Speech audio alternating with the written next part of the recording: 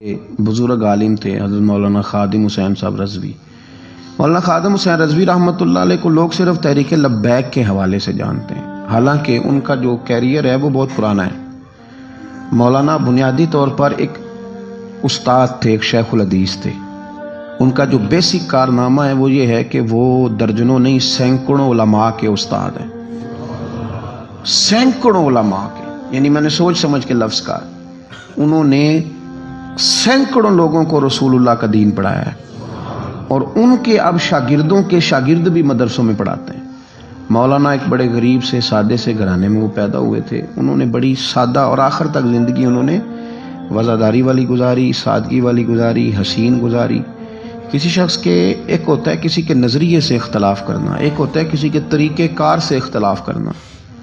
کچھ لوگوں نے ان کے طریقہ کار سے اختلاف کیا ہے، لیکن ان بندے کا نظریہ اتنا شاندار تھا کہ نظریے سے کسی نے اختلاف نہیں کیا۔ لوگوں نے یہ ضرور کہا کہ یہ فلانی بات اس طرح ہو جاتی تو ٹھیک تھا، لیکن یہ سب نے کہا کہ بندہ بات ٹھیک کرتا ہے۔ نظریے سے، فکر سے لوگ مطمئن ہو جائیں کسی زندہ کیا رہتا ہے؟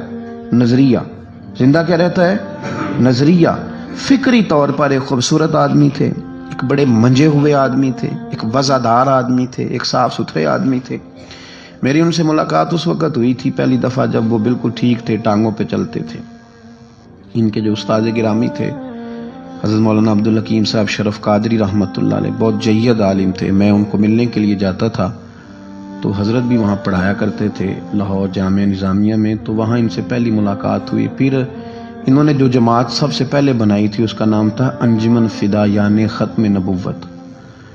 اس جماعت سے انہوں نے کام کا آغاز کیا، اور بڑے اوائل میں، بڑے شروع میں انہوں نے ختم نبوت کے تعلق سے مختصر سے کام کا آغاز کیا، اور بڑی جلدی ان کا کام پھیل گیا۔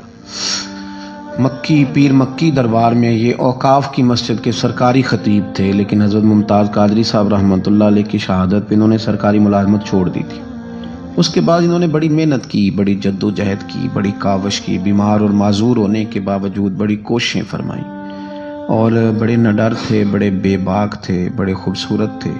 سب سے بڑی بات یہ تھی کہ سکہ عالم دین تھے۔ جماعت کسی بھی سیاسی جماعت کے پاس اتنا تگڑا بندہ نہیں جس طرح کہ حضرت مولانا خادم حسین رضوی صاحب تھے۔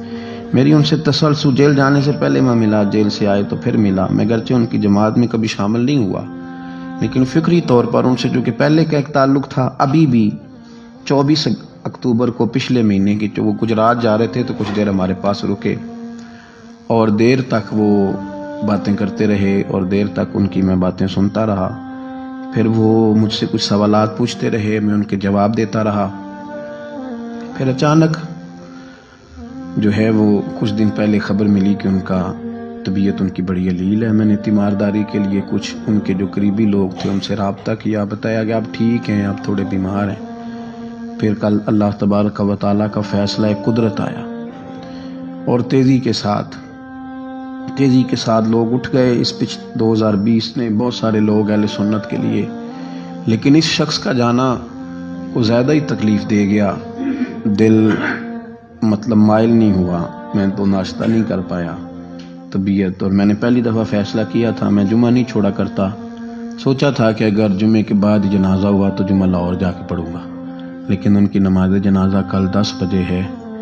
اس طرح کے لوگ کم آتے ہیں دنیا میں، اور شاید ان لوگوں کا وقت بھی تھوڑا ہوتا ہے، اور اللہ پاک شاید ایسے لوگوں کو جلدی ہی اپنی بارگاہ ناز کی طرف لے جاتا ہے۔ ایک شعر جگر مراد آبادی نے کہا تھا کہ جگر راہ وفا میں نقش ایسے چھوڑ آیا ہوں، میں جس منزل سے گزرا ہوں وہ اب تک یاد کرتی ہے۔ اور مجھے نا ایک دفعہ کسی شخص نے کہا کہ آپ کے خاندان کا قبرستان کہاں کر کے ہے؟ لوگ لکھنے والے جو لوگ ہوتے ہیں وہ پوچھتے رہتے ہیں کہ اس بندے نے کیا وصیت کی ہے، تحریری والے لوگ۔ تو میں نے انہیں کہا کہ قبر بھی بانی جائے گی۔ تو مجھے کہنے لگے کہ کس طرح کر کے پتہ چلے گا؟ تو میں نے کہا تے اکھاں جدو میٹیاں تے پھر زمانہ مینوں روے گا، اپنا تے اپنا بیگانہ مینوں روے گا، تے جدو نہ میں جسے اب میں خارا نوں میں خانے وچ، پھر جام ٹوٹ جان گے میں خانہ مینوں روے گا۔